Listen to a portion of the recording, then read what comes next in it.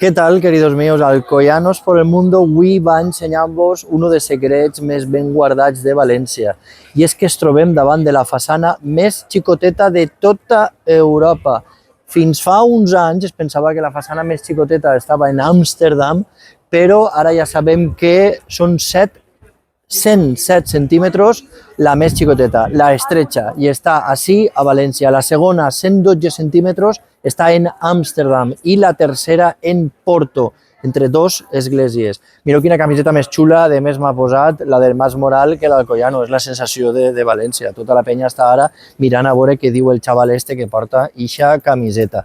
Vale? Mireu-la, ahí, entremig d'eixes dos, la estretxa. Va ser molt popular perquè era tipus allotjament barat per a poder-ho llogar.